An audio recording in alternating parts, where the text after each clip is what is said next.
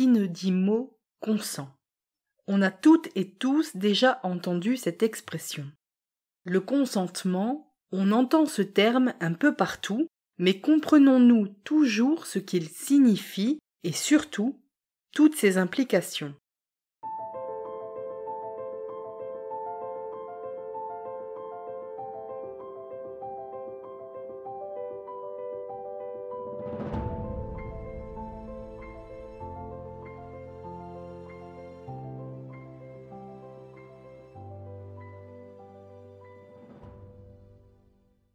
Alors d'abord, avant d'aller plus loin, on va s'intéresser à la traditionnelle définition. D'après le dictionnaire en ligne larousse.fr, le consentement, c'est l'action de donner son accord à un projet. Comme synonyme, on a acquiescement, approbation, assentiment. Le consentement, c'est donc l'action de dire oui. Mais si la définition semble claire, elle ne dit rien sur les modalités du consentement, sur le contexte dans lequel celui-ci se réalise. Parce qu'il faut bien l'avouer, dans la réalité, derrière une définition qui semble finalement assez simple, il y a tout un tas de questions en suspens. Par exemple, est-ce que le consentement doit toujours être verbalisé ou est-ce qu'il peut être tacite? Autre exemple, est-ce que l'observation des comportements, des attitudes corporelles et des comportements non verbaux valent consentement? Autrement dit, est-ce que je sais que la personne en face de moi consent à ce que je lui demande, rien qu'en l'observant? Donc toutes ces questions et bien d'autres encore prouvent que derrière une notion apparemment simple se cache une réalité bien plus complexe. J'ai voulu faire cet épisode de podcast après avoir lu le livre de Vanessa Springora qui s'appelle Le consentement et qui est paru aux éditions Grasset en 2020. Si vous ne l'avez pas encore lu, je vous le conseille vivement. C'est un témoignage de vie bouleversant et ce qui m'a particulièrement touchée, c'est que l'auteur met en lumière un phénomène dont on parle peu, et ce phénomène, c'est le rôle de l'entourage qui parfois participe directement au fait que les abus sur la victime continuent et s'intensifient.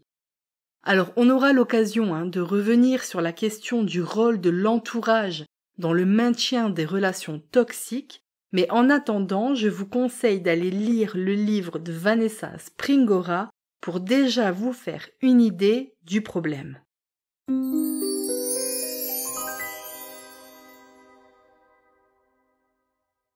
Alors on va parler maintenant du terme victime consentante pour montrer que ce terme, c'est un mythe persistant. Il y a toujours une question que je me pose lorsqu'on me parle de victime consentante. Et cette question, je vais vous la poser. Est-ce que quand vous avez en face de vous une victime de braquage, de vol à l'arraché, est-ce que vous lui demandez si elle a consenti à son agression? Alors je sais que pour la plupart, la réponse est évidente, et c'est bien sûr non, ça ne me viendrait jamais à l'esprit. Eh bien pourtant, c'est une des questions qui, plus ou moins explicitement, surgit lorsqu'une victime d'agression sexuelle, de viol et même d'inceste parle des abus qu'elle a subis. Alors disons-le tout net, pour moi, mais il n'y a pas que pour moi, pour beaucoup de criminologues, la notion même de victime consentante est une notion toxique. Elle est toxique parce qu'elle laisse penser que les victimes de violences sexuelles, à l'inverse de toutes les autres victimes, sont toujours un peu consentantes à leur malheur, qu'elles y sont toujours un peu pour quelque chose. Il n'y a pas de fumée sans feu, elle l'a un peu cherché, elle a dit oui, et puis elle a changé d'avis, ça prouve qu'elle était consentante. Ce genre de phrase, ce n'est qu'un échantillon des propos qu'on entend souvent à propos des victimes d'agressions sexuelles ou de viol. Alors petit rappel, qui va de soi mais ça va mieux en le disant, on peut consentir à une relation sexuelle, on ne consent jamais à une agression sexuelle. Parce que l'attaque sexuelle, qu'il s'agisse d'agression ou de viol, est une atteinte psychocorporelle qui entraîne un traumatisme neurobiologique. Ça veut dire qu'il n'y a pas que le corps de la victime qui va être atteint. Si l'agression sexuelle est une négation du territoire corporel de l'autre, parce que le corps de la victime devient la propriété d'un tiers qui s'autorise à en disposer à sa guise, c'est avant tout un processus de déshumanisation totale. Car le viol physique est aussi un viol psychique qui va mettre à mal toute l'identité de la victime. Entre les mains de son agresseur, la victime devient un objet dont il peut user et abuser sans compter. Alors, avant d'aller un petit peu plus loin, une petite précision terminologique pour qu'on s'entende bien. Quand je parle d'agresseur, je parle tout autant des hommes que des femmes.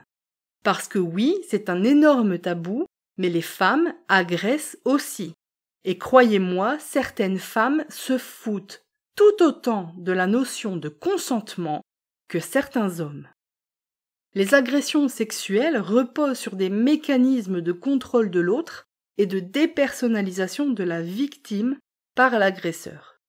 Alors, ce qui caractérise toute agression, c'est son caractère rapide, violent, prenant totalement au dépourvu la victime.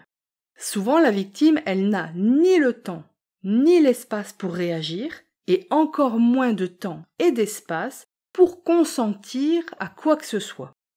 Le principe même d'une agression repose sur le fait que l'agresseur ne demande pas son avis à la victime. Et c'est pour ça que c'est totalement absurde de parler de victime consentante. On ne peut pas en même temps être victime et être consentante. Ces deux notions s'annulent l'une et l'autre. Lorsqu'on est soudainement placé dans une situation de danger, on a en général 3 stratégies qui s'offrent à nous. Alors en anglais, on appelle ça fight, c'est-à-dire se défendre physiquement et psychologiquement, c'est-à-dire par exemple se battre, rendre les coups, ou flight, c'est-à-dire partir, quitter les lieux le plus rapidement possible, donc fuir, ou freeze, c'est-à-dire littéralement geler sur place, ou comme on le dit en langage technique, être en état de sidération. Et même si ça paraît totalement inadapté, c'est souvent l'état de sidération qui prend le pas sur toutes les autres. Le caractère rapide et souvent imprévisible de l'agression, la peur d'être blessé mortellement, c'est ce qui explique, entre autres, que les victimes disent souvent qu'au moment de leur agression, elles n'ont pu ni bouger, ni crier. Et c'est ça qui est un peu dégueulasse en fait dans le sujet des violences sexuelles chez les adultes. C'est que quand on est adulte, il y a toujours ces mythes injustes et injustifiés qu'on peut parler, qu'on peut s'exprimer, qu'on peut crier et se débattre. Le problème, c'est qu'en situation d'agression, c'est un stéréotype. Évidemment, c'est toujours plus facile lorsqu'on est assis le cul sur une chaise de penser ce que les autres auraient dû faire dans une situation d'agression. Et de se dire « moi, si ça m'arrivait, évidemment, je riposterais, évidemment, je crierais. » Mais dans la réalité, encore une fois, une agression, en règle générale, c'est quand même quelque chose qui vous tombe dessus, vous ne le voyez pas venir, et donc pour réagir, encore faut-il avoir l'espace et le temps pour le faire. Et dans une situation d'agression, cet espace et ce temps sont précisément ce qu'il manque à la victime.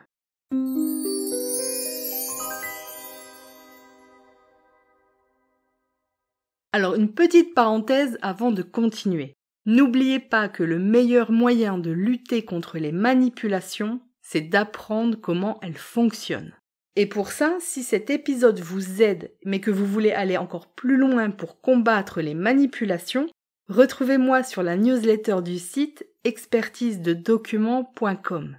C'est là que je réponds à vos questions et que je vous donne encore plus d'informations et de conseils. À tout de suite sur expertisededocuments.com. Arracher un consentement par la force ou par la ruse, mentir pour en obtenir un, c'est manipuler l'autre. Et manipuler l'autre, c'est toujours le signe qu'une relation est toxique. Alors, on va le redire une nouvelle fois. Il n'y a pas de victime consentante. Aucune victime de violence, quelle qu'elle soit, ne devrait avoir à répondre à la question « Étiez-vous consentante ?» Parce que cette question, elle est absurde. Encore une fois, dans le cas des agressions sexuelles, il est important de comprendre qu'on peut très bien consentir à une relation sexuelle, on ne consent jamais à une agression sexuelle. Si cet épisode vous a été utile et que vous pensez qu'il pourrait aider d'autres personnes, n'hésitez pas à le partager. En attendant de vous retrouver jeudi dans 15 jours pour un nouvel épisode, n'oubliez pas, un grand bobard commence toujours par une petite histoire.